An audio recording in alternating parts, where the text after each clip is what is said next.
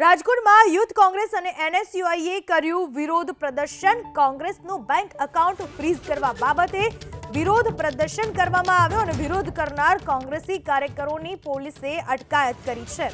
ઠેર ઠેર કોંગ્રેસી કાર્યકર્તાઓ વિરોધ કરી રહ્યા છે, ત્યારે રાજકોટમાં પણ યુથ કોંગ્રેસ અને એનએસયુઆઈએ વિરોધ પ્રદર્શન કર્યું। કારણ એ હતું કે કોંગ્રેસના જ બેંક એકાઉન્ટ ફ્રીઝ કરી દેવામાં આવ્યા। કોઈ પણ નોટિસ વગર તેને લઈને કોંગ્રેસી કાર્યકર્તાઓ વિરોધ કરી રહ્યા છે અને આ વિરોધ કરનાર કોંગ્રેસી કાર્યકર્તાઓની પોલીસે ટીંગાટોળી કરીને અટકાયત કરી।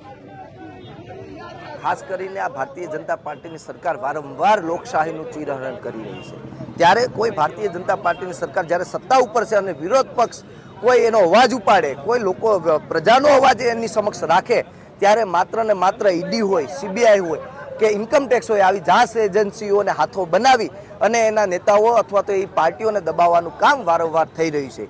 ગઈકાલે કોંગ્રેસ પાર્ટીના મેન એકાઉન્ટ ફ્રીઝ કરી અને આ ભારતીય જનતા પાર્ટીની સરકાર ઇન્કમ ટેક્સને હાથો બનાવી અને ક્યાંક ને ક્યાંક લોકશાહીનું ચીરહરણ કરી રહી છે।